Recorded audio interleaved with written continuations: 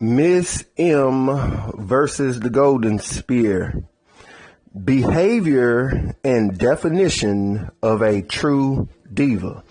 Look, I'm 38 years old. I'll be 39 in November. So I done been walking the face of this earth, for a while. Coming up on my big 40 years. Look, there's one thing that I'm going to tell you is this. Maybe a young person would have to. But honestly and truthfully, I don't really have to look at or demand that a female cam up.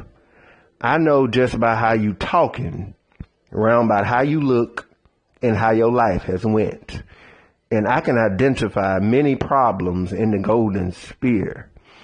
And even though I push, interracial dating, you can do it if you want to.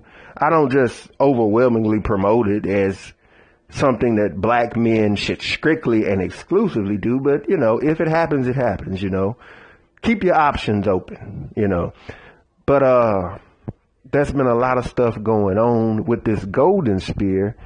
And what it is that it's a break off of, if you ask me, gynocentric pages. But let's focus on this whole thing with MizzMM versus the Goldensphere. Now, look, a person, like I said, doesn't have to cam up. I just know by how you talk. And a girl that talks about colorism, and I don't want to undermine anything, but let's just be honest. You just don't see females that most men tend to view as 8, 9, or dime sitting in cameras talking about I'm discriminated against because guys don't want me because of my color. You just don't see it. It tends to be that your more average to below average looking females are the ones that do that. And see, a female who is truly a diva, look, she lives the life of a diva. A diva or a dime is not somebody who just pops up in your camera or pops up on your timeline. No, that's a person with a whole entire life that she lives it. So when she walks down the street, she knows she's going to get picked up. She's going to see the red lights on the back of that car light up a lot quicker than just some average female. She can walk down the street with just a bag in her hand, and some guy is going to pick her up. A unattractive female can be pushing a baby cart in the rain, and people will pass her up. She gets a lot of her bills paid. A lot of females that are diva pretty, do you know something that they do? They will literally have social media websites, and they will, hold on. The only thing she'll have is her damn Amazon wish list. Because she's so used to dudes just getting with her or trying to, like guys that know that, he's out of her range. They just walk up to her and offer to buy her stuff or just drop money on her. That's the life of a true diva. A girl who's not getting that diva privilege and preference is going to fall to colorism. And she's going to complain that the world is treating her bad. Now, because of her color, don't get me wrong. I don't have a problem with females talking about colorism, but the truth is that it's not colorism. It's racism. And that is why this entire Goldensphere has drawn in a person like Lashida for you. But anyway, let's get back to Ona and MizzMM. MizzMM is a woman who most men would view at least most colored men and black men are biracial men that are part black in some shape or way, whether he's Afro-Mexican, Afro-Arab, like Somali, Ethiopian, or if he's a black man, just an American black man from Memphis or Houston or, Cali or whatever, like, I don't know, Will Smith or whatever. He would probably view her as an 8 or a 9 at the very least. So a woman that lives like that has had her bills paid and she just gets guys. She knows what the energy is. She's absorbed that preferred energy. And what I mean preferred energy, that same woman who gets picked up no more than a couple minutes after walking down the street has probably seen, after she got picked up by some guy in a Lexus, him and her probably pass up a pregnant female walking in the rain with a baby. She has already seen that.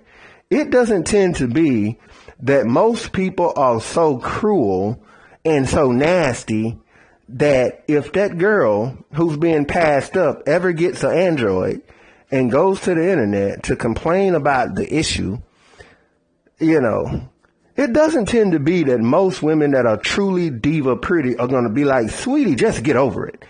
The woman who's going to tell her to just get over it and stop crying, that's going to be a female who is around her range. If she's a 5 or a 6, she's going to be harassed and bullied by other girls that are 4s, 5s, and 6s, because they know inherently, intuitively, that they're in the same field of male competition. Around about the same dudes that you get is around about the same ones I get. So they're going to engage in a whole bunch of accusing each other of being crybabies, and what you have to say doesn't matter. My story matters. You know, my trauma, my drama matters. Yours doesn't.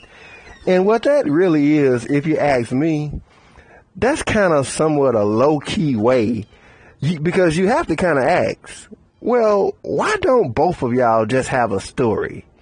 You know, why is it that one of you wants to blot out the other? And the X factor is society. They're fighting for a position in society. Like when a female sits up and says something like, always attempts to liken black women to Whoopi Goldberg, who's pretty much going through it right now, but that's a whole nother video. But whenever a woman likens all black women to Whoopi Goldberg, she's pretty much saying, I'm the light-skinned version of Whoopi Goldberg. I'm not too thrown off from that. Or that's whom I would rather be compared to. Don't go to Instagram and find some female who makes $100,000 a month on Instagram doing no more than posting her pictures. No. All my competition and all the women that are complaining are Whoopi Goldberg. That's pretty much, you're pretty much telling on yourself.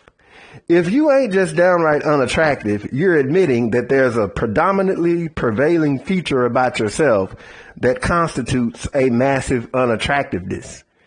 You get what I'm saying? Whether it's your belly, your hair, you know, it's got to be something. Or your buck-eyed, you know, cross-eyed. It's got to be something. It's got to be something, because Whoopi Goldberg is not no caricature of black women. Get out of here. I would say Rudy Huxtable, you know, but not Whoopi Goldberg. But anyway, MizzMM is not going to sit up there and beat up on Ona. She's not going to do it. Ona is a confused ass female, man. And to tell you the truth, look, Rashida, or better yet, Lashida for you, is willing to work with her.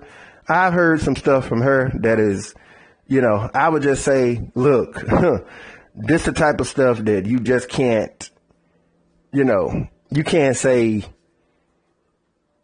you know, abort black men, breed black people out of existence. Look, like our ancestor Maya Angelou said, when a person shows you who they are the first time, believe them. Anyways, man, I'm going to go ahead and shut this video down.